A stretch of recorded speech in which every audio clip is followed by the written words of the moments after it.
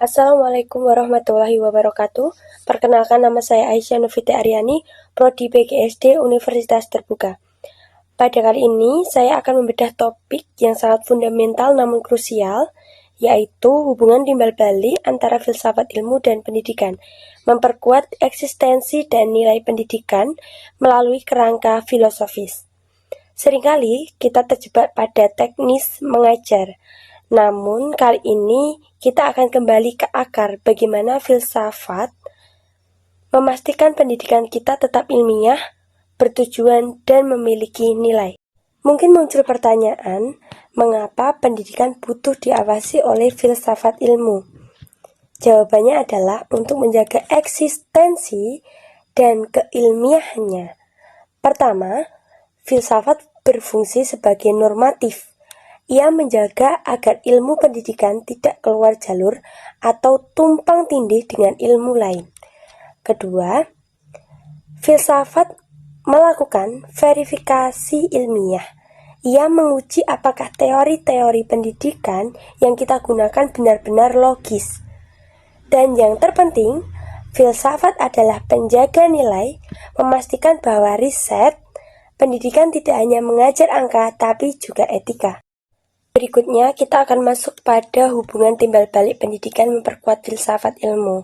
Dalam pendidikan yang bermakna memberikan kontribusi balik bagi perkembangan filsafat ilmu, yaitu apa saja?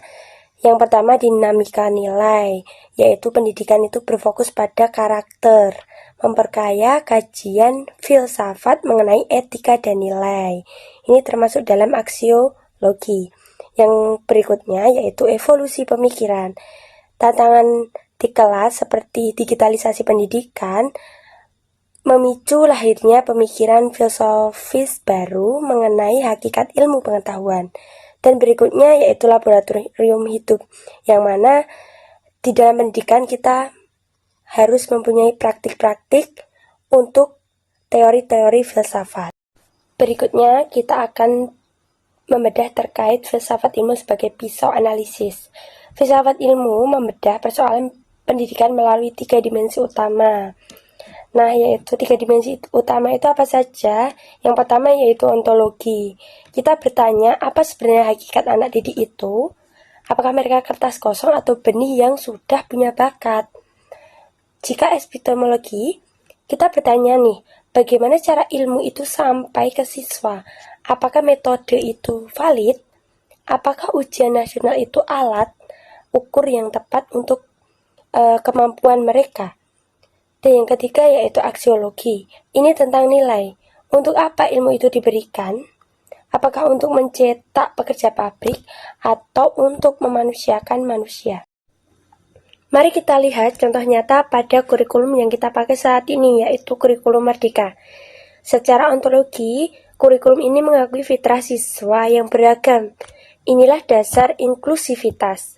Secara epistemologi, kita tidak lagi hanya ceramah, tapi menggunakan project-based learning, agar siswa mengkonstruksi pengetahuannya sendiri, dan secara aksiologi, tujuannya jelas, yaitu apa? Profil pelajar Pancasila.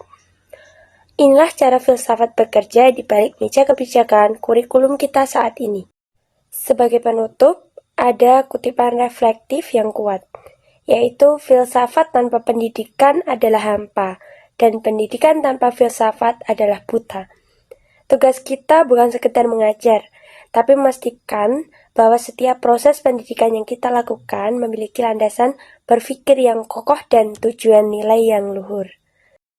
Terima kasih atas perhatiannya, dan itu tadi presentasi dari saya. Semoga pisau analisis filsafat ini bisa kita terapkan ke dalam masalah kita masing-masing.